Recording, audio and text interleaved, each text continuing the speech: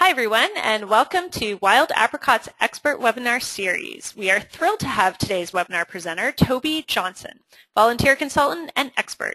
Today, Tobi's going to be talking to us about how to onboard or train your new volunteers and convert them from joiners to stayers. It's going to be a great webinar, and just to let you know, we are also having let me get this going. We're also having an overtime session, which you can chime in at the end, and ask Tobi your specific questions and how this webinar relates to your own particular organization or situation. So definitely stay tuned for that. And that's at the very end. So just quickly, I want to introduce myself. My name is Lori Smith. I'm the community manager here at Wild Apricot. And on chat is Farhad Shiklawala, and listening in and blogging about this will be Lori Halley, our engaging apricot. So now I'd like to introduce Tobi Johnson. Tobi is the president of Tobi Johnson Associates, a consulting firm that deals specifically with volunteers. So she knows her stuff. She's been doing it for 25 years, and her firm offers a whole range of services, including consulting, training sessions on volunteer training and engagement, as well as power hours, which is basically what this overtime is going to be. So stay tuned. Those are quick phone or video chats that she conducts, normally charging, so this will be free, as well as do-it-yourself toolkits, a fantastic volunteer management blog. She's got lots of great stuff, so definitely check out her website, tobijohnson.com. And now I'm going to just unmute you here, Tobi, and welcome you to the webinar. You want to say hello? Hey, Lori. Hi. Thanks for having me. Great. Thank you for joining. So, Tobi, I want to hand over presenter control to you here. There'll be a slight delay there, but yeah, we're excited to hear what you have to say about this great topic. Excellent. It is one of my favorite topics because I think onboarding is so critical. Let me just get us in our slideshow mode. There we go. You seeing that okay? Yes. I just love this topic of onboarding because I think it's so critical to the life cycle of a volunteer. You never really have another opportunity to make a first impression, and so I love to talk about this topic. So today we're going to talk a little bit about psychology, what motivates volunteers. I'm going to give you a tool to use to actually look at your, your volunteer engagement across a whole evolution, and some other fun stuff to talk about. So before we get started, though, I just want to tell you about a few things that are coming soon. Volunteer Match has produced a book called Volunteer Engagement 2.0, and I am Chapter 1, and I talk about the future of volunteerism and things that are happening societally that are impacting us as volunteer coordinators and organizations. It drops and is published on May 18th, but if you go to Wiley & Sons, you can actually pre-order right now, so that's kind of fun. And then the second thing is we're launching this month. In fact, we just had our official launch yesterday of Volunteer Pro. It's a new online learning and networking community for leaders and volunteers.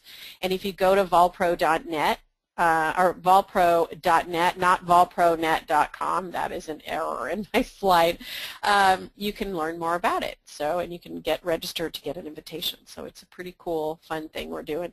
So today's energy agenda, we're really going to talk about what is onboarding anyway, motivations for skilled volunteers, kind of managing the emotions and expectations volunteers have during that onboarding period, and then really looking at customizing for levels of engagement, and then analyzing key touch points for volunteers during this critical time.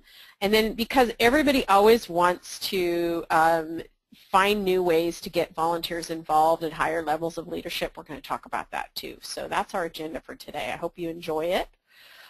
So what is onboarding anyway? This is a definition for onboarding for employees. We don't actually really have one. The idea, the notion of volunteer onboarding is a relatively new one. In fact, I think I was the first person to really start talking about it in any detail. Volunteer onboarding can be, it can relate to when people join your organization right at the beginning, Or it might relate to, let's say you're bringing on a new board member who's been a volunteer or an association member already, or you're forming a new project team. It could be that you have to onboard people onto that project team. So a lot of what we're talking about today, you could apply to both of those instances. So when you think of the volunteer engagement cycle, those boxes that are kind of highlighted in yellow, those are the areas where I really think of onboarding as taking a place and being a part of it. And during the chat, lots of folks brought up different things like training and recruitment and managing expectations and that kind of thing. So that's wonderful. So one of the really kind of key concepts I want to share with people today around onboarding is that onboarding is really about inspiring deeper volunteer participation and commitment. And you do that through a positive induction experience into the organization or the team activity or governance activity. So why is it important to know your goals for successful onboarding? Because you want to design a system that promotes positive volunteer behavior and a positive experience. So it really does take a design to have it really work well. And your onboarding may be working well and you may have already designed it, and I'm really looking forward to hearing what people have done that works for them. You may not have taken a chance to design it yet, and we're going to give you a tool with this workshop that you can use to design that process. But it really is, the goal is to convert those joiners to stayers, but also to leaders. Because in associations especially, you really need volunteers to step up and be leaders for you.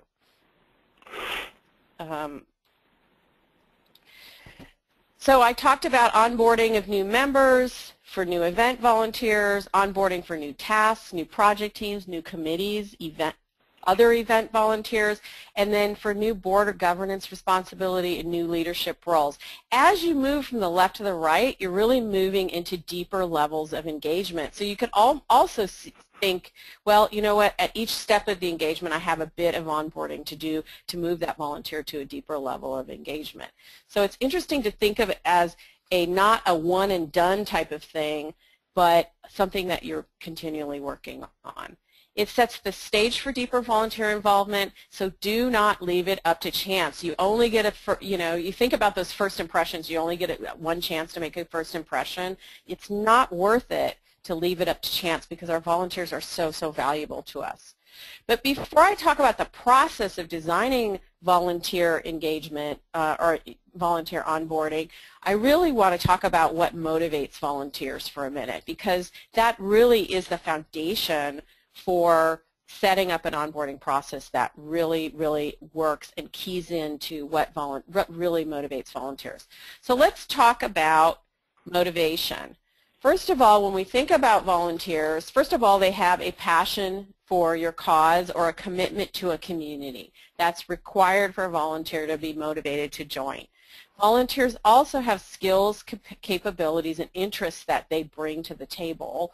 And your nonprofit or association has opportunities and requirements that volunteers need to participate in, believe in, support, and comply with when they're onboarding. So when these things all come together, you have a perfect trifecta of opportunity.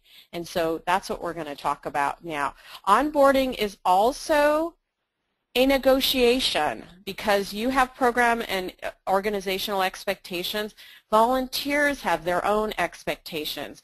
So volunteer onboarding is not only sort of telling people what your policies and procedures are and getting them to follow your rules and going through a volunteer screening process and doing all of those sort of compliance activities. It really is also a negotiation and time to have a conversation with your volunteer about what their expectations are. If they don't feel like they're being heard, if they don't feel like their expectations are being met in any way, volunteers are not likely to continue to deepen their involvement. It's also really important to know those volunteer expectations because you want to know if they're reasonable or not. Sometimes volunteers join something and they really have this really usually even when we think about joining a job, taking on a new job, you have sort of a fantasy about what it's actually going to be like. When you get there, it's rarely exactly what you thought it was. Sometimes it's better, sometimes it's not as good. Almost always your expectations need to change a little bit. So part of this is negotiation, and a part of it is management of expectations. And Tobi, I hope you don't mind if I just ask a question someone asked about that slide, because I think it's a good one. Which is more important, the volunteer expectation or the program expectation? How do you balance that? That's a trick question. They're both important. But in the end, you have to realize that you have a mission with your organization. You have a charter and an expectation of what you're supposed to do in the community. And so in the end, the organization sets the basic expectations. For example, I had a volunteer program, and at some point I had volunteers. I had 400 volunteers across the state of Washington in the U.S. And they were working with a vulnerable population, and when I became the director of the program, they were not doing criminal background checks. And because they were meeting one-on-one with vulnerable people, older people, and they had access to their Medicare information, which is their basic senior health care through the federal government, that information is very sensitive. So I said, you know what, we've got to do criminal background checks. Well, that is an example where the program's expectations have to trump the volunteer expectations. Luckily, I used my change management sort of tactics and strategy to explain to the volunteers why this was important, and in the end, the volunteers actually supported it, and it went fairly smoothly. But that's an example where the negotiation of a background check is really non-negotiable. You could negotiate and say, well, if you don't want to do a background check, let's talk about another type of position you could get involved in where you're not working directly with people. But you kind of have to question, why somebody would buck a background check to begin with. So that's an example of program expectations trumping volunteer expectations. Yeah, I'm glad you brought that up. Someone actually mentioned criminal check, and I was like, I never thought of that. But just FYI, your sound is acting a little strange, so just make sure your microphone's adjusted right. And yeah, I think maybe it's the cord. I'm not sure. Here, let's try this. Let me know if it continues. I've been hearing it too, so I'm wondering if it's me or something else. Anyway, let's keep going. Okay, so let's talk motivation. So we have been kind of believing for a long time, and it's been sort of how the volunteer world has been going, is this behavior psychology mindset where it's a carrot and stick approach. If I give rewards or punishments, I'll get the behavior I want.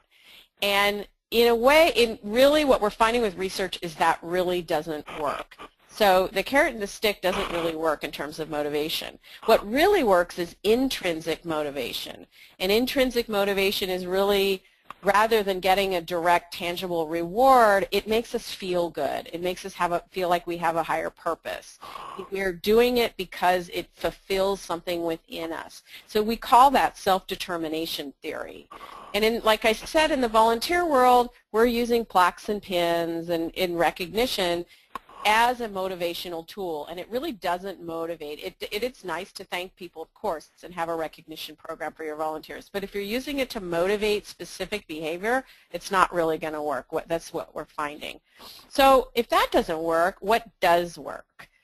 We're finding out that what works is autonomy, mastery, and purpose. And if you read Daniel Pink's book, Drive, it's a great book that kind of goes over autonomy, mastery, and purpose. I would also say connectedness or relatedness is also another one of these aspects that motivates specifically volunteers because they're usually very social.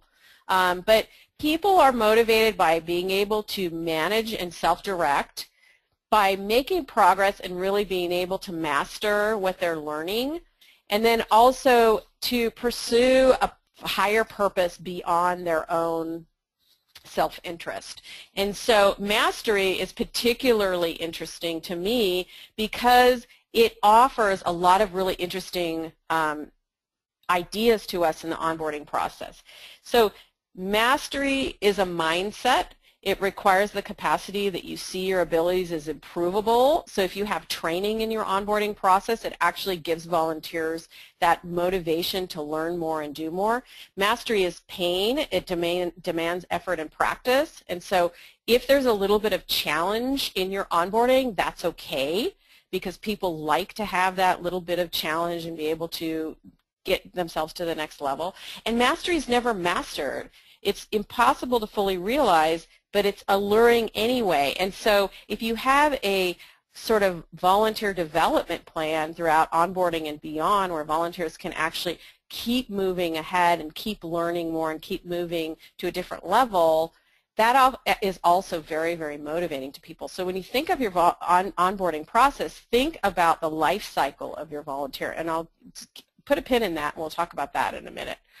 We also know that this actually does relate to volunteers. There's been research. Corporation for National Community Service did a study on volunteer retention and turnover, and they found that higher levels of autonomy, higher levels of responsibility in leadership roles actually correlated with longer volunteer retention. So we know that that autonomy, mastery, and purpose actually does play out in the research in volunteers specifically, not just in the work world or not just in the general world. But let's take a minute to chat. How can you reinforce autonomy, mastery, and purpose in your onboarding process? And I see there's a ton of questions in there. Is it chat questions, or are there any, Lori, that you think I should answer at this point? There's a couple coming in. Someone here, Shannon Lawson, has asked if you can give an example of a challenge in the onboarding process, but maybe we can discuss that later too. Well, let's see if anybody can come up with that in the chat. Okay. So how can you, or what other questions do you have, and then maybe somebody will think of a way to do that. Those are the big. We're getting lots of insights here. Like Jenna was saying, you know, the onboarding or managing the expectations for millennials versus elderly people was a lot different. So, seeing a lot of different, and she's, you know, had different insights on things. If you want, I'll give you my quick 1 minute thought on, and it's actually coming out in my book. In my book chapter. Volunteer Engagement 2.0 is coming out in mid-May from Volunteer Match, and I write about generations in volunteering. And actually I did a fair amount of research into the differences between generations in the work environment, and again, we don't have a lot of that in the volunteer environment, but in the work environment there's actually very little difference. Empirical research tells us there's very little difference in what motivates employees across generations. Everybody wants autonomy, mastery, and purpose. It doesn't matter if you're like a 21-year-old or a 75-year-old. It's the same. What does differ, however, are our needs in terms of our life sort of life stage. So for example, if I'm a 21-year-old or 20-year-old and I'm graduating college, my needs as a volunteer may be to build my resume and build my technical skills or my professional skills. Whereas if I'm 65 and I'm or 70 and I'm retiring, my needs as a 75-year-old may be to have a little bit of a different you know, expand sort of what I've been doing in my life, try something new. It might be something around having to do with where I'm moving to when I'm retiring. So it actually needs differ based on your life stage, not your generational attribution. So when millennials are 75 or 65, they'll start acting like boomers. And so it's really interesting research. Read the book chapter, because I know it's when I talk to people about this, they're like, no, that's not true. And yeah, it is. I did a ton of research to see if this was true or not. So that's my take on generations. But let's go back to this chat. Anybody have good ideas for reinforcing autonomy, mastery, and purpose in their onboarding? And we'll get to mastery if anybody has an idea. Anybody have an idea about mastery? Yeah, sorry. A few challenges came in during that talk. So people were saying they have challenges, not volunteers not hearing what they're told, time constraints. Let's see here, autonomy. This is from Barry. He's saying, autonomy, mastery, and purpose are broad strokes, but finding specifically what's going on in the heart of a volunteer happens one person at a time. I thought that was a pretty thoughtful comment. Absolutely. Absolutely. And you could actually, if you're doing interviews with volunteers during your onboarding process, you might want to ask, questions about what excites you about learning, what do you want to know about, and really tailor it to your individual volunteers. I do what's called a GLAD, or sort of a volunteer, and I don't think I have it in this slide deck, but I will give volunteers an interest sheet, and I'll ask them to share their GLAD gifts, share their no-nos, share what they want to learn. And sometimes I'll do it with a group of volunteers and have them share it with each other as well. And so you really get a sense of where people are at in terms of what they want to do, what they don't want to do, and what they want to learn. And so you can get the sense of that. If you ask people, why are they connected to your mission, you can kind of get a sense of that larger sense of purpose. If you ask people what their work style is, you can figure out whether or not how autonomous they really want to be. So there's a way. That's a good point just to say that there's a way to really get to the individual's needs for autonomy, mastery, and purpose that are very specific to the individual. Yeah, and one good reinforcement idea here from Susan Moore, she says it helps to take new volunteers on a tour so they see the community they're helping. Many say, wow, they did not know we did all that before. So I thought that was a cool one.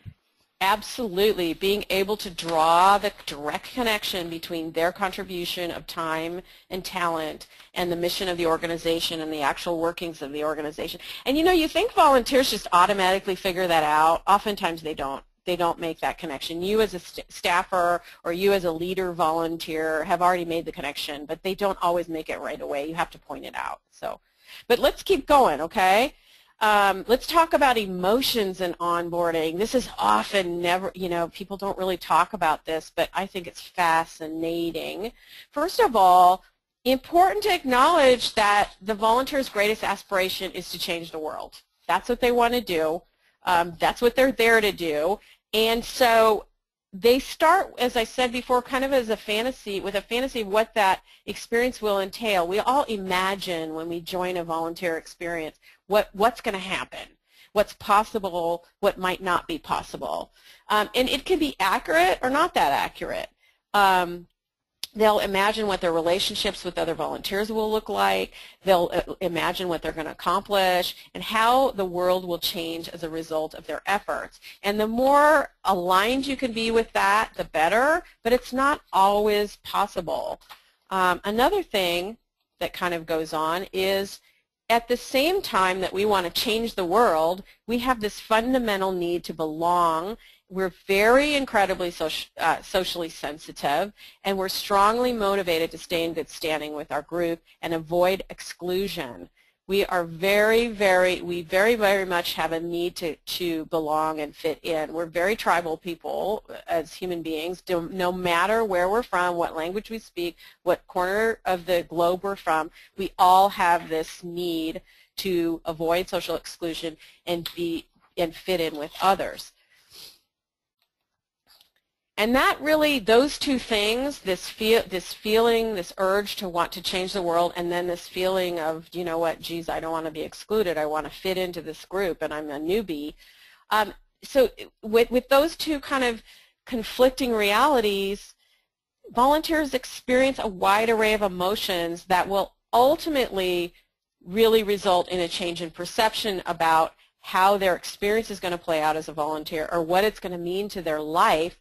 But when that's going on, they're negotiating a lot of conflicting emotions: surprise, anticipation, joy, fear, ambiguity, as they acclimate. And if you think about any time you've joined something to volunteer, or you've had a new job, for example, when that happens, you take some time to you're spending a lot of energy, and you probably don't even know this consciously, figuring out what the social cues are. What do people wear? How do people talk? All that kind of thing. So it's really important that these emotions aren't discounted or ignored, and as an organization, rather than just communicating organizational requirements, policies, procedures, etc., you really have to prioritize human relations, trust building, and bonding. So you have to have that be part of your onboarding in some way, where people are connecting, they're able to learn social cues, they're able to learn those sort of hidden rules. So you really have to make socialization. And usually people are like in their orientation training, they're just spending time doing policies and procedures, and people don't have enough time to really kind of get to know each other and calm down a little bit. And so fear is a big part of it, and nobody ever talks about it, and a lot of times it's on a really subconscious level. If you look at the SCARF Neuroleadership model, I don't know if people are very familiar with that, it's really fascinating work, and the reason they know this is they now have, brain mapping capability, they have MRIs, they have neuroimaging, so they can actually see how the brain lights up or doesn't light up for people in certain specific situations.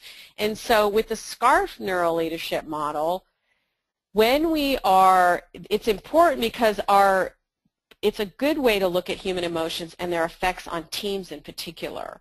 So SCARF really posits the brain needs social rewards the same as physical rewards, and that these are powerful drivers of humans' ability to make decisions, solve problems, and most importantly, collaborate. And in any nonprofit situation, in most situations, there is a need for volunteers to work as a team. So SCARF is a really good model to look at because of that. It really says that the threat response is more powerful and must be managed in social situations. So we have a very deeply ingrained fight or flight sort of response within our brain, deep in the back of our primal brain. And so when we're in a new environment and we're expected to team and work with others, we really check it out. And we may do this consciously or subconsciously, where we decide whether or not we're going to be closed or open to collaboration. And SCARF really looks at 5 different ways to smooth this out, and things that are important key domains that have an impact on a person's perception of a social situation and whether or not it's threatening or rewarding. So the 5 domains are status, you can see on the screen: status, certainty, autonomy, relatedness, and fairness. Status is sort of your relative importance to others. Are you low on the totem pole or are you high on the totem pole? For some reason, and it probably has to do with our evolution as a human species, we need to know where we sit on that totem pole. Certainty, we need to be able to know and predict the future. Now this makes sense, right? We kind of need to know what's going to happen to us in the future. That makes sense in a fight or flight situation. Autonomy, we need to have some sense of control over the events that are happening around us. Relatedness, we need to have a sense of safety with others. And fairness, we need to have fair exchanges between people. We need to believe that there is an overarching fairness in an environment where people are being treated fairly amongst, even though we care about status, we also want that status to be fair. So it's a really interesting model to look at in terms of volunteer engagement and in the onboarding process. So I thought maybe it would be fun to really brainstorm as a group how we might take this, how we might use this in onboarding. So let's start with status, and maybe folks can chat in some ideas about status. Or in question, I don't have. Maybe if you could start with a little example, because. So let's talk about status.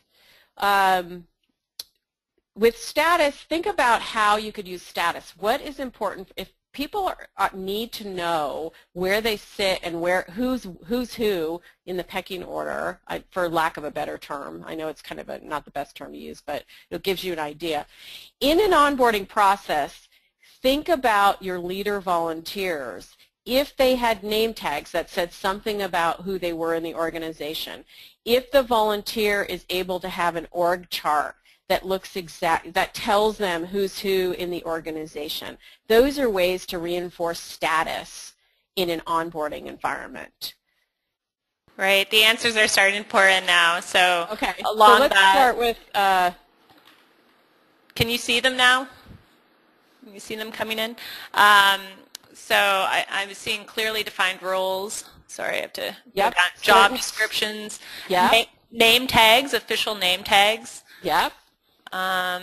This is interesting from Michelle. How the room is set up can determine status. Yep. We're on a similar level. Interesting. Titles. Yep.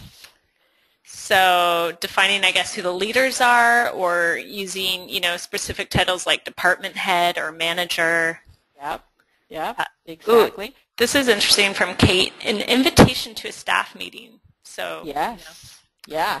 Make and I think too with volunteers, it's interesting with status because we do want to know where we are. I think we want to know how much authority we have, but also volunteers. It's funny with volunteers because they have a status within our organization.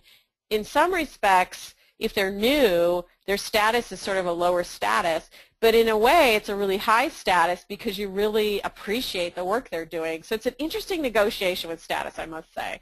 What about certainty? Let's talk about certainty for a minute. Does anybody have any ideas for how to reinforce certainty? Somebody said clear rules. That's good. Anything else? So define scheduled here. Yep. A plan. Let them know the next steps. Define goals. Yes. A handbook is really handy. A handbook is handy. So, having regular scheduled meetings rather than, I don't know when our next meeting is, we'll let you know, or we don't know when our next training is, we'll let you know. Really having a calendar, I think, is really helpful. Totally, yeah.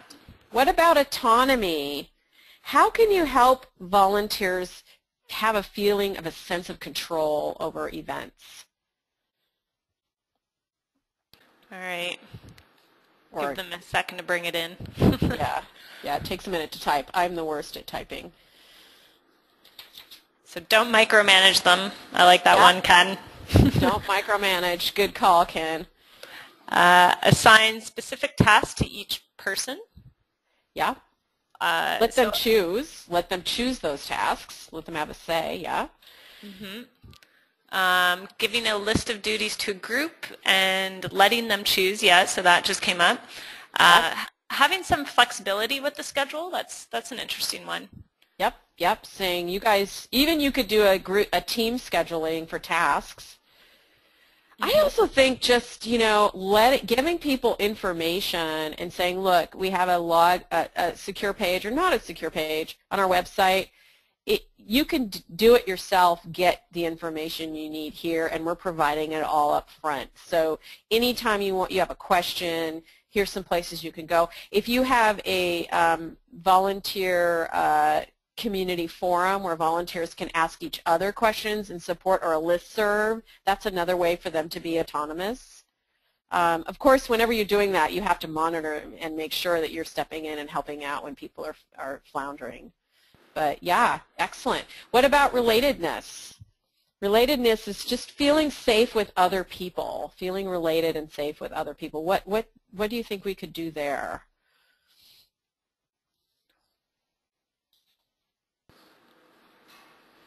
All right, so a few starting to come in now.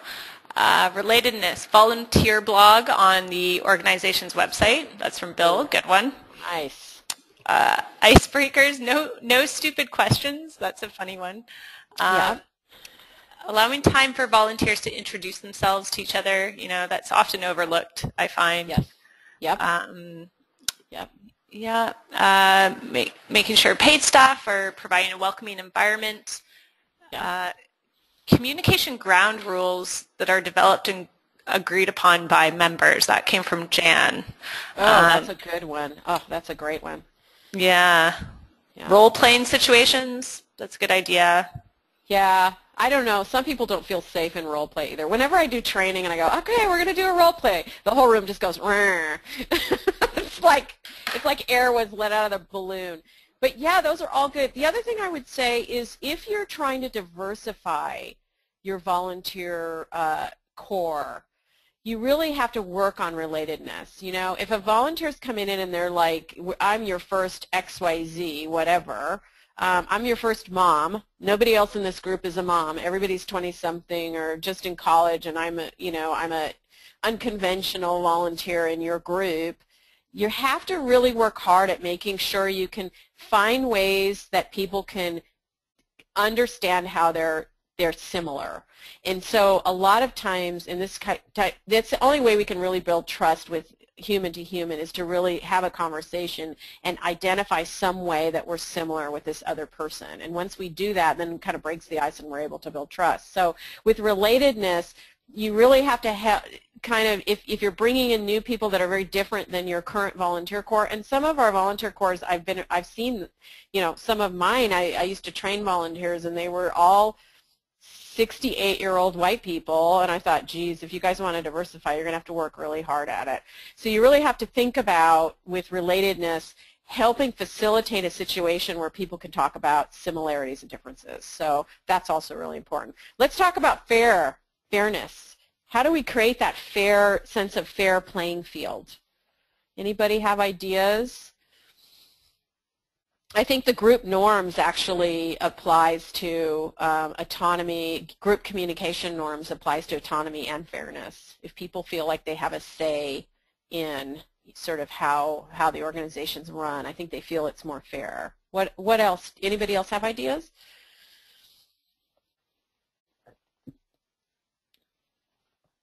Oops, sorry, I was muted there. That's okay. I just want to clarify, when I read out no stupid questions, we actually meant there's no such thing as no stupid questions. Right, you can ask anything, and that's so true. In the last volunteering situation I was in, I was very, they really emphasize that. Ask anything, make sure you're very clear on what you have to do. So, okay, so fairness. Value the work done, and remember, volunteers are equal. One does not trump one another. That's from Susan Morris. Yes, and you have to be really careful you're treating people equally. Even though you have volunteers who've been around for a long time, you know, you have to really work hard not to have insider type of language. I think, too, just like making sure your language is really accessible to everybody, so get rid of those acronyms and insider speak. That tends to feel unfair to people who are just joining you. So that's another thing you can do. Hey, let's keep moving on. I have some recommendations also along the idea of SCARF. So rituals. Rituals are really important. They establish safety. They reinforce connections. If you have specific rituals, like we always start our meeting this way, or we always end our meeting this way, or on Fridays we do potluck, whatever your rituals are, make them really clear to everybody. Relationships, really fostering relationships between volunteers. It develops social capital. It really knits people together. Also develops obligation and socialization, so people actually feel more obligated to one another and will actually, I think one of the challenges early on, you said people showing up or following through. Well, when they feel closely knit to the other volunteers, they're not going to let people down. They're just not going to do that. Training, really helping connect the dots, providing a roadmap, helping people understand and acculturate to the organization, and then cost-benefit analysis, really showing volunteers why it's important to go through the hassle of training and onboarding, really showing them like your cost of time invested in our organization equals this benefit to the community. And when you can show that to people and draw that straight line, it shows them that they have a true purpose. And even with fundraising volunteers, for example, if you can show them, hey, this is how much money you guys raised, this is how the money was used, this is how, these are specific examples of people who've benefited from these funds, or our organization has benefited, that's really helpful to folks. So those are some ways to even think more deeply about SCARF. So let's talk also about levels of engagement, and I'm a little bit behind time, so I'm going to scooch a little bit, but understand that volunteers actually work in different levels of engagement with your organization. And you can see the bottom is task-based. So you have people that are observing, inquiring, joining, learning, all the way up to your promoters. And people actually will go up and down this sort of ladder of engagement, but know that unless you're really focusing and strategizing, I mean, of course people will naturally just move up the ladder because they're so affiliated with your organization, they're just big time fans. But you can actually be really kind of strategic about moving people through levels of engagement. And you can see here I have observer, inquirer, joiner, learner. All this in yellow is your onboarding process. And underneath you can see in each of these levels of engagement, as you move from left to right, you're moving from less engaged to more deeply engaged. Not everyone will become a promoter, and some people may be a leader for a little while and then go back to being a worker only because of their time constraints or their life situation. But if you really address volunteer needs at each level, you can actually keep moving people forward. And again, on the left is in yellow is the volunteer onboarding piece where you really want to focus that energy. But you can also, at each level, identify the information needs and motivators and emotional needs of the volunteers at each level, and they're different because people engage and evolve with your organization. And then identify types of volunteer positions, structures, opportunities that make sense in each of these buckets, or how volunteers can be involved in each of these buckets. So it's kind of an interesting way to analyze how volunteers evolve with your organization. And you could see inquirer, what they need is friendly and efficient application process. They need clear job descriptions, and they want these questions answered. Is there a need? Does the organization solve the problem? Will I be able to help? What's in it for me? Those are questions that people who are inquiring about joining your organization are going to be asking. You can also look at volunteer touch points. And volunteer's journey, usually when a new volunteer comes on board, or if a volunteer is joining a new project team or committee, they've got questions, right? And we usually have this kind of convoluted journey to get there, and they're not quite sure how they're going to get there. And we really want them to end up being very happy and engaged with the choice that they've made. Our goal in this journey is really delight. We want volunteers to be delighted with the journey. And this really kind of is adopted from a marketing standpoint of working with new new clients or customers. But for customers, in general customer service terms, people want a perfect product. Does it do what it promised to do? Was information easy to understand? They want caring delivery. Were people friendly? Didn't feel overly bureaucratic? Timeliness, it didn't waste my time, it anticipated my needs, and effective problem resolution. These are things that that in general customers want. In volunteer onboarding, you can kind of take a look at that and think, well, what's the perfect product? Well, is the volunteer position what it was advertised to be? Is the volunteer application easy to understand? You can see where I'm going with this when you're trying to focus it on volunteers. Caring delivery. I can't tell you how many, there was some research done in Washington, D.C., where they took like 500 organizations and they had people pose as prospective volunteers, and they called, and the customer service across the board was atrocious. Like, people didn't get calls back. The front desk staff told them to just call back. Oh, the volunteer coordinator's not here, just call back. They didn't ask for their name. They didn't tell them thank you for calling. So even just the point of the initial touch point when a volunteer calls, you really want them to feel like they're being taken care of. Timeliness, volunteers say this time, and you've heard it from your volunteers, don't waste my time. I don't want to feel like I'm wasting my time. It's also important to anticipate as much as you can what the volunteers' needs are going to be, whether it's resources, whether it's training, whether it's support, social needs. And when you're involved in your onboarding, if you're interviewing or you're having conversation or you're doing a volunteer interest sheet, you're trying to figure out what are those ways you can anticipate those needs. So you're trying to pull out from them what those needs are. And then getting effective problem resolution. Every onboarding process from time to time it comes with a bump in the road, and whether it's, geez, I couldn't get into your webinar, or I couldn't I tried to put my application in online and it didn't work, any of those types of tech problems, or hey, I went to training but I really didn't understand it very well. All that has to be really handled with courtesy and tact. So that's just kind of looking at that journey. In your handouts that we're going to send out materials after today, we're sending you a volunteer onboarding journey worksheet, and it actually will give you the opportunity to look at every one of these touch points in your onboarding process from soup to nuts and really analyze what are the actions that your staff needs to take or your leader volunteers, what are the new volunteers taking, what are their questions, barriers, motivations, needs, emotions, gaps, everything, and then really help you understand what possible improvements you could take. And this would be really good to do with a team of volunteers. It would be excellent. We did this for our new online community volunteer pro, and we have a giant dry erase board in my office. I'm looking at it right now, and it is entirely filled with this onboarding map of our new members. And so we just took step by step by step.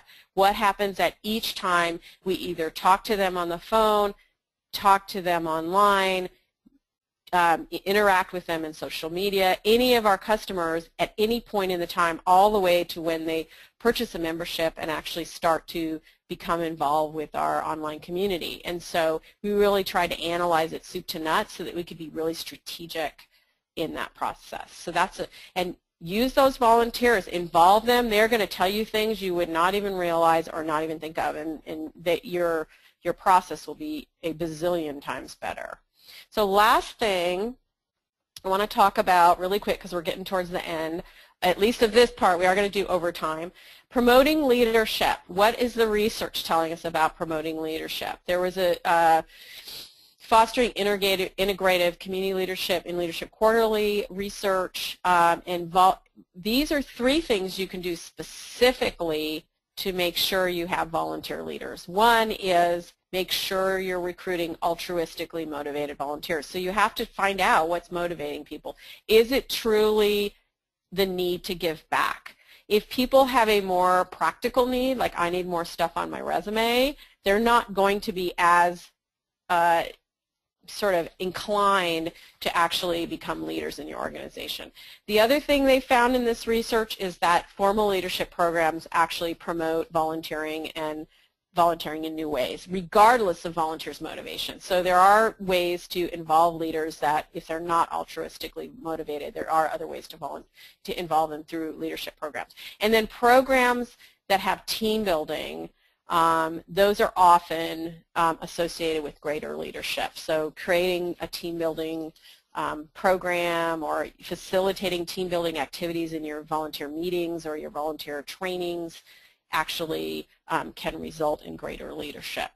I have a few more slides real quick, and then we'll do overtime. But integrated onboarding is really taking your onboarding to the next level. Some of you probably already have a fabulous onboarding process, so I thought I'd add this just for people who want to take theirs to the next level.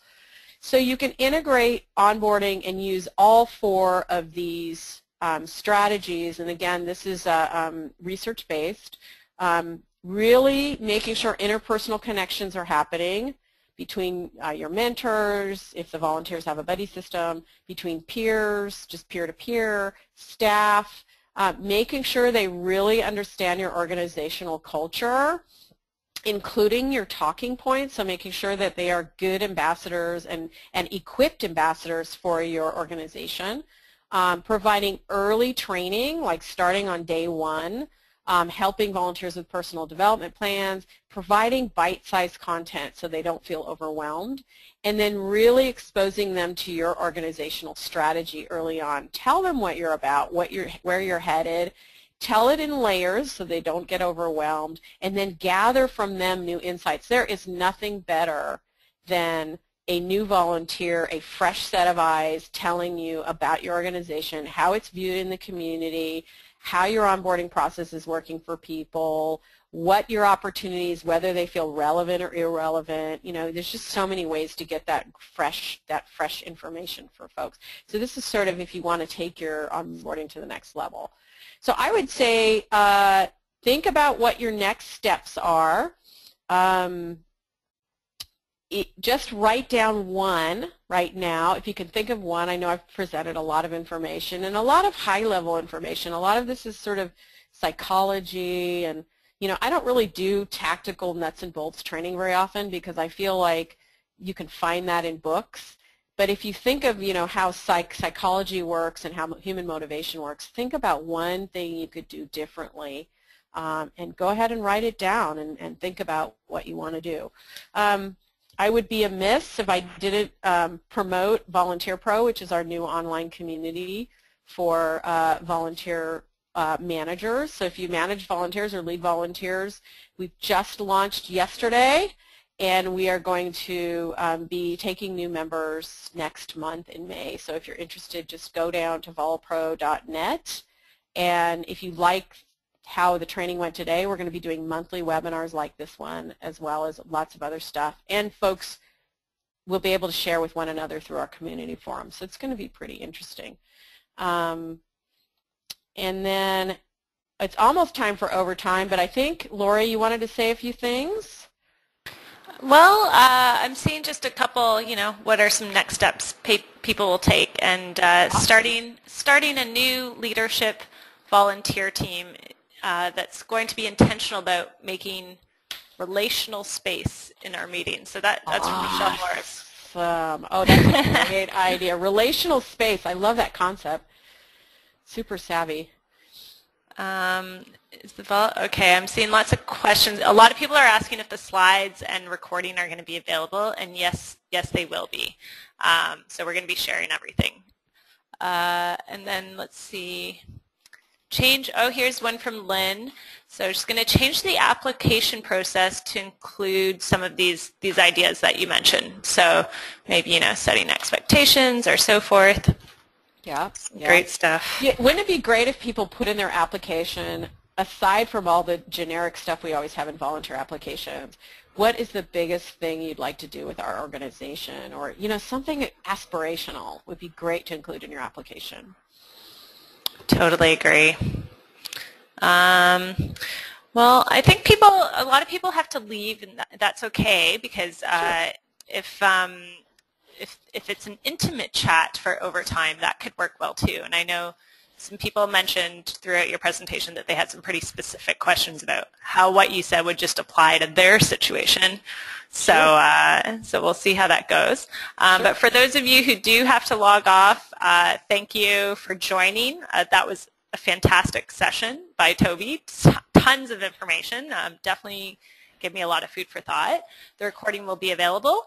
And for those who are staying on, this is your chance. This is your chance to ask Tobi, how to apply some of this stuff in real life, and maybe you have a specific thing that you want to ask. So don't leave if you don't have to. We'll go on for another, say, 15, 20 minutes. And we'll also be following up with a Q&A blog post. And you guys have all put in great ideas that we'll probably blog about. I saw some really good, cool stuff that we didn't get a chance to read come in, so we'll share that with everyone. And I want to pay attention to our tweet chat. I know Farhad noticed a few questions coming in from there. I don't know if they're still relevant, Farhad, but maybe if you want even to chime in. I don't know if your volume's going, but what's the Twitter sphere saying? He's just, he's just unmuting himself. Hi, Laurie. Yeah, well, the Twitter space is telling us quite a bit. We've got a few answers and a few questions, so do you want to go into some questions, or are we waiting? Yeah, just read out a few. Okay, sure. So I see Lavona Andrew is asking about, she says, do you have any ideas on how to develop successful relationships with volunteers who only meet by video conference? Yeah. So that's, I guess she says she has, community members all across the United States, and they all volunteer in different ways, but any ideas on how to sort of develop a relationship that way? Yes. And I will give you a great resource for this. There is a woman by the name of Karen Sobel, S-O-B-E-L, Lojeski. Lojeski. She's a researcher, and she does work on what's called virtual distance. And so I think she's done a book called, I can't remember the title of it exactly, something about managing virtual teams, which I have somewhere in my book. I can't see it off the top of my head, but I can't find it right now, but that's okay. Maybe Lori, I'll send it to you, and you can send it out with the resources. But she talks a lot about we have this sort of problem with the more connected we are, the less connected we feel, like technologically. And there's specific things you can do to make people feel closer. And some of them are really strange, and not that strange really, but kind of not hard to do. Like, for example, when people log in, you need to give them time to talk about where they're at, what's going on with the weather, sort of talking about their environment, because when people feel like they are in an environment, someone else is in an environment they can understand, they feel more connected to one another. It's strange but true. And so a lot of this is really about reducing this virtual distance between one another. If you think about it, and I will tell you, just because we meet with one another, people actually meeting virtually can be just as close or closer than people meeting face-to-face.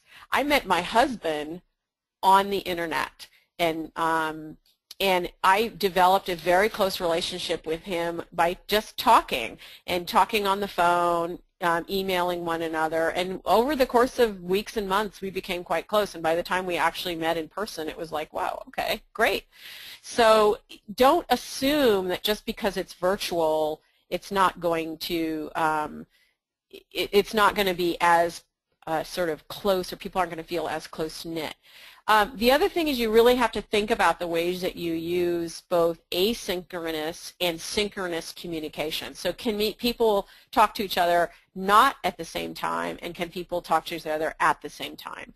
And if you can have a combination of both, people can gather more information about one another. There's a lot more in her book, and actually my colleague here just pulled it off the shelf. It's called Leading the Virtual Workforce by Karen Sobol-Lojeski, and she's got just great research-based information about how to bring teams together virtually. Great. Sorry, I was just writing down the title of that. We'll share that.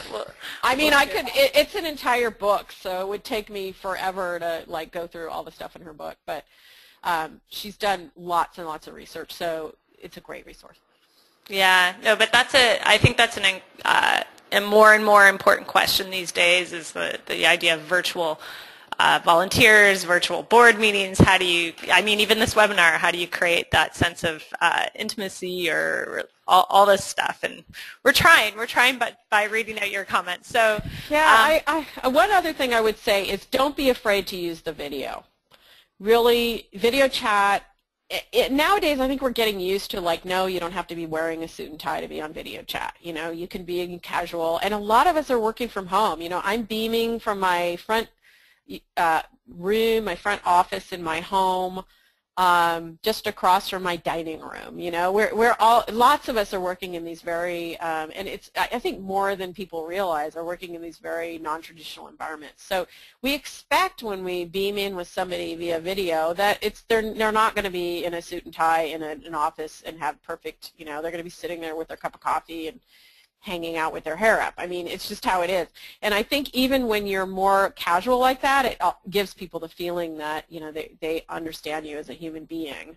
And you really do have to build, I think, more into those relationships and having time to just talk about chit-chat, where you would do water cooler in your office, but you have to figure out virtual water cooler. What happens when you're online?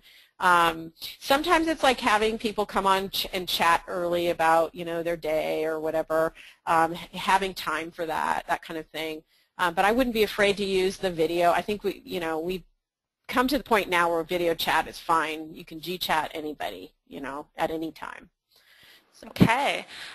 So we've got a lot of great very more specific questions to people's situations. So I'm just going to read out a few, and hopefully they resonate with others on call as well. So I think this one would. This is from Lynn Holloway.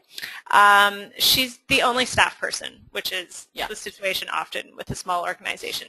Yep. So how can she balance, how can she be with volunteers when nobody else is dealing with, I guess, the organization? Basically, she's asking any suggestions for success with, not many resources there.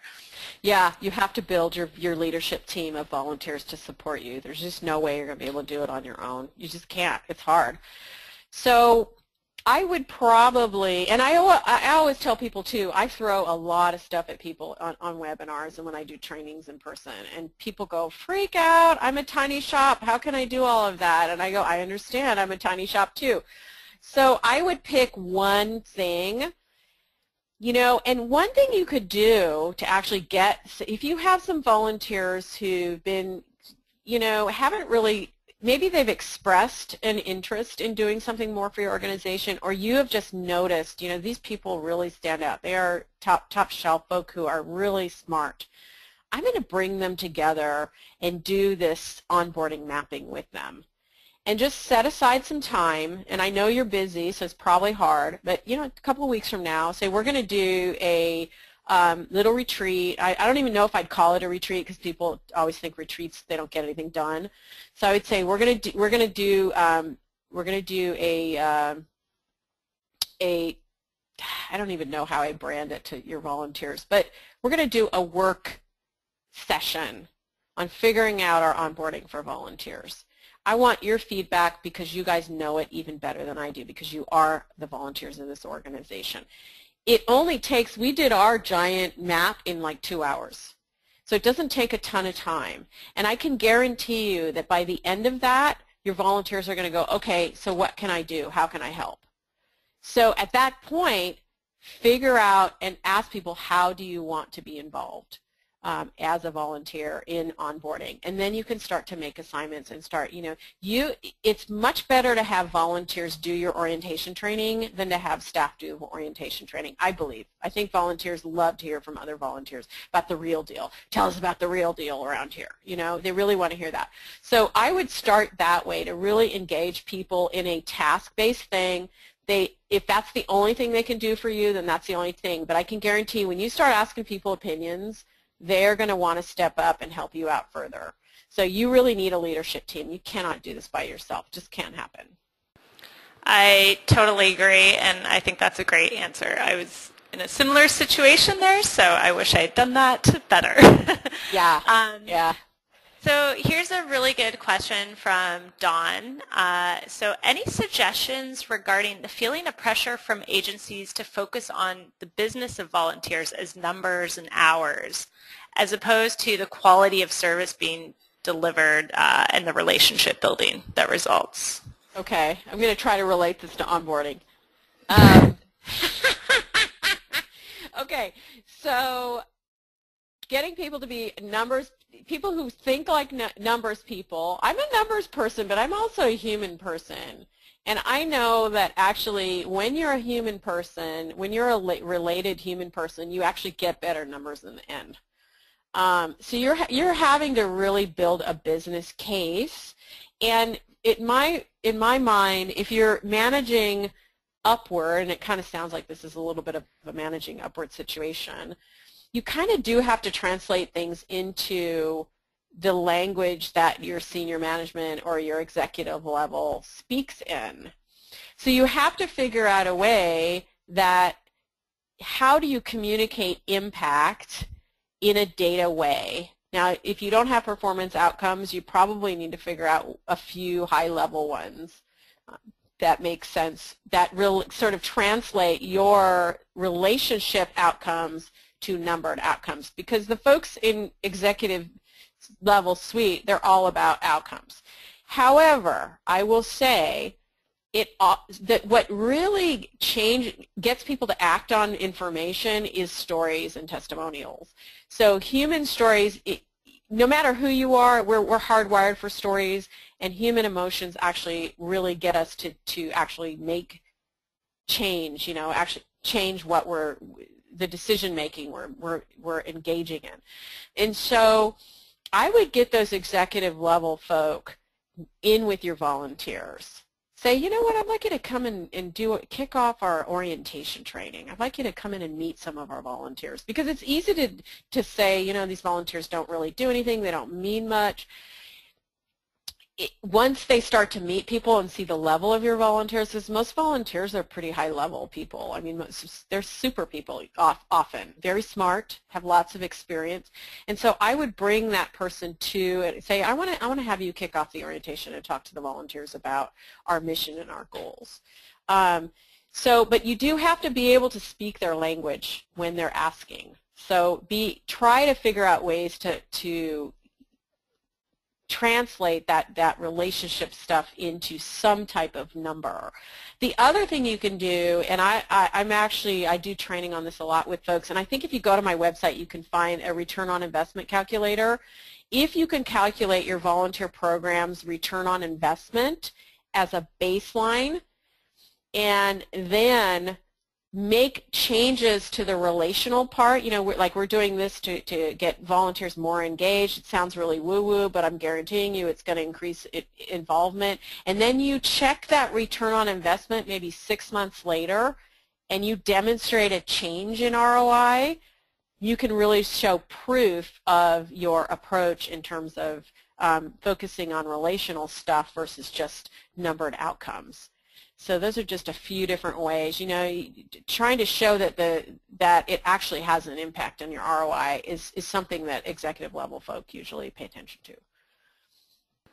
All right. Well, I think Dawn really liked that answer. Awesome. So she wrote human, the stories are great. So that's good stuff. Here's a good one for volunteer onboarding. So how many orgs require that new volunteers must attend orientation prior to starting their work as volunteers? That's a good question. I don't know the answer to that. I don't know if there's been research on that. It's very hard to find research on organizations in general and their volunteer management practices. There's one research study by Mark Hager and Jeff Bredney. It's an Urban Institute study, and it was like in 2004. And I use it a lot because it's such an elegant study, and it talks about management practices. And orientation, I believe, is showing a positive correlation to volunteer retention. But there's really interesting, I'll send the link with that one too, the Bredney and Hager study.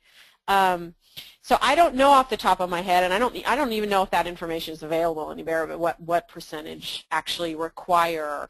But maybe we should talk about the pros and cons of requiring orientation right off the bat. Yeah, would you recommend it, or? Well, here's what you want your volunteers to be able to do, right? When you're thinking about training, the first thing you want to think about is what is the minimum skill, knowledge, or ability I want my volunteer to have at what point in their life cycle with me and my organization. And so it sort of depends on what's in your orientation and what you want your volunteers to do, think, and say right when they start. And I would say, for me, if I think about what's most important, the number one thing almost for a volunteer is to be able to talk about my organization in an educated way. Because let's say they're at a cocktail party or out with their boyfriend or whatever, and they say, well, what are you doing lately? Oh, I just started volunteering with so-and-so, or I just joined this association as a member. Oh, really? What's that association do? At that point, they are your spokesmodel, and you want them to be ready and able to really speak accurately about who you are. So to me, that's really important. Now, is that a full-on, like, all day or 5-day or however long your orientation training is? Maybe not, and maybe there's many different ways to train people on how to do that. So for me, I would want my new volunteer to be able to talk about my organization and not spread misinformation about my organization. Second thing, I think really early on you want to be managing risk of any kind with your volunteer. So if your volunteer is working with vulnerable populations, which is not the case mostly with professional associations, but in general, then of course you want them to know your basics, policies, and procedures for risk, to mitigate risk. So, but any standard operating procedures around risk, like what happens if there's an emergency, that kind of stuff, you want them to know that, especially if they're coming on site. So those are really important. Does that all have to be at the same time? No, not necessarily. And I just want to follow up with that because Ruth Morgan has asked a question that's very on topic with this. Okay. She works with a hospital that requires a lot of screenings for new volunteers that can take 2 or 3 weeks to complete. So how does she keep these new people motivated to keep going through so many steps? Okay, here's what I would do. One thing you could do. Get a buddy system and have your current volunteers call them and check in and say, hey, I just want to welcome you. I know the screening process takes a while. If you have any questions, feel free to give me a call or send me an email. Just get a human connection early and often, or not, maybe not often. You don't want to and if they're going through a screening process, it's not a done deal that they're appointed as a volunteer either, I would assume, especially in a hospital setting. So you kind of have to be careful with that because you don't want to give them the impression that they've been appointed. So you could say, well, we're just there to support volunteers who are in the application process. You might want to term it that way. The other thing is to give people homework. Give them some things to do while they're preparing. Any of the early training, you could send them a volunteer handbook maybe, unless it's 50 bazillion pages long, and then don't scare them away with that. The other thing you could do is really to inspire people, have testimonials from patients. Of course, the patients have to agree and sign a talent release and that kind of thing. And volunteers or volunteers, just post them on a page and send a link to folks, or do a Vimeo channel or a YouTube channel. You could even do a private one if you don't want everybody to look at it. And just have people talking, a few minutes, like why they're excited, why they love volunteering with your organization. Or you could do even a drip campaign where you just send them out via email every week or so, or every few days, and say, you could do you could even plan this as part of your onboarding process. Like, let's talk about when we're going to send emails to this prospective volunteer, what they're going to say, how are we meeting their information and emotional needs, and how are we communicating what we need to from our end. And I would even plan it out. But I think the video testimonials are a great way to inspire people, especially from your current volunteers, to say, hey, this is why I know, and you could even say, hey, I know the application process is a bit onerous, but you know what, it's worth it, stick with it, it's so great, here's what we've been doing, we're looking forward to seeing you, And that would take a camera, your smartphone or your laptop camera, and you could record that, and they don't have to be perfect, they have to be real, Totally agree. In fact, I just went to a YouTube workshop, and that was the message. It doesn't have to be highly produced. But I like your buddy idea. I think that's a great idea. And I want to wrap up because it's getting close to time, and we have a lot of questions about recruitment and how to get started, which is kind of a whole other topic for everyone. So maybe we'll do a follow-up session with Tobi another time on how to recruit new volunteers and all that kind of thing. Yeah. But just to wrap up on Ken's comment here, which I think talks a little bit about what you just spoke about. He's saying that sometimes you get a lot of fake volunteers as well as talkers versus the doers, and obviously you know exactly what he means. But yeah, often people have good intentions, but then can't really make the commitment, and yeah. I'm guilty of that too. So I think all these little tactics you mentioned just now were good for maybe forcing, if you kind of shame people into following through. Well, I wouldn't call it shaming, but you know what? If volunteers feel connected, you think about it. If your best friend says, look, I need you to help me out with something. I need to move on Saturday, and I need you to come over and help me move some boxes. You're going to show up if it's your best friend. If it's your friend of a friend of a friend, and they're like, hey, we're just asking people to come out and help move some boxes, that person you may or may not show up to help that person because you don't feel obligated, and you know that we're in a reciprocal world. We are. If you read Robert Cialdini's book on the 6 principles of persuasion, he talks about this principle of reciprocation. And if you give something to somebody, they feel like they need to give it back to you. If you think about it, when people give you something, whether their time, their attention, showing the love on Twitter, you name it, people are going to reciprocate. And so one of the ways is to really get volunteers, first of all, have volunteers asking volunteers to commit to things, and also responding, being overly responsive to new volunteers in the process. You're probably going to get more out of that. The other thing is to just be clear with people up front. Ask them, what's your time? What time availability do you have realistically? And get the real deal from them. The other thing is I would never diss a person who's providing support in a small measure early on. Never assume that that's going to be their only level of engagement. Remember I showed you that level of engagement chart? Just because they're putting their pinky toe in doesn't mean they're not going to dive in next month or 6 months from now if they get totally motivated about something.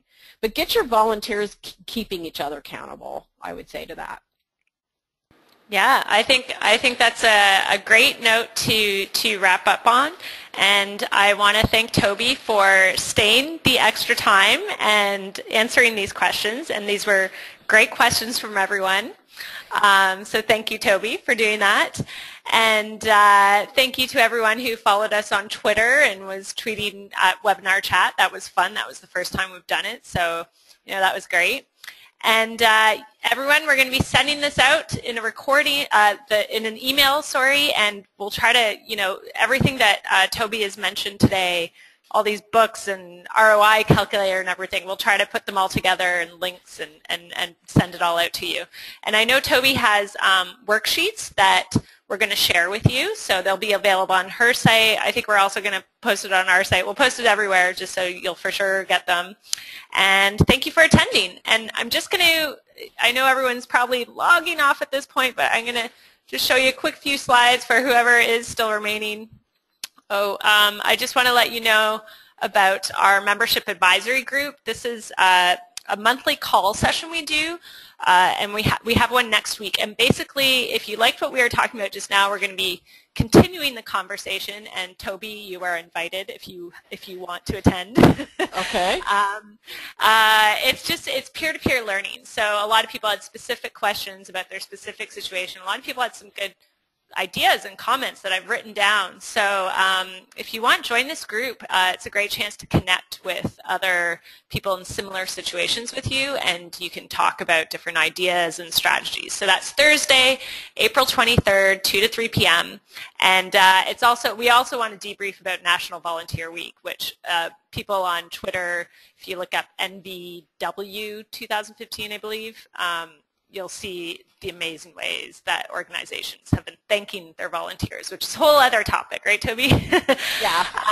Yeah. We've seen some great stuff, videos, everything. This is from Time Raiser, favorite organization of mine. And then also I want to let people know that this is a series, a Wild Apricot free expert webinar series, and our next one is on sponsorships, and that's with Joe Waters. And he is the #1 blogger for cause marketing. He's got a huge following. It's on selfishgiving.com. He's written 3 books on cause marketing, sponsorship, raising money, so forth. So he's going to tell you everything about how to raise more money through sponsorships. And his angle is that you have to create win-win partnerships. So that's in May 21st. We do these once a month. So put that in your calendar. And last thing, we have to do our plug.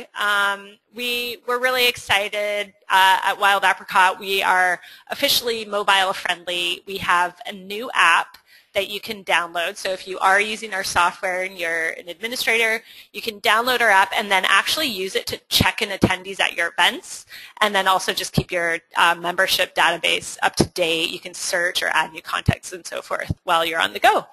And we also have all these new mobile-friendly website themes that just allows your members to do everything they need to do on their phones, which is becoming more and more important. So we're happy to announce that. And for those of you who don't know about Wild Apricot and are new to us, we encourage you to visit us at wildapricot.com. We do have a 30-day free trial. You can play around, and what we offer is membership management software for clubs, nonprofits, associations. Basically, it's an all-in-one solution. You've got your website, events, your directory, everything you need, your database, of course, everything you need to run a membership organization. So, 15,000 people seem to like us, so maybe you will too. So give us a try, and thank you for joining us, and follow us on Twitter and everything, and keep up to date. We've got lots to offer. So thanks, everyone, and thank you again, Tobi. Oh, thanks, Lori. It was great. All right. Bye, everyone. Take care. Bye.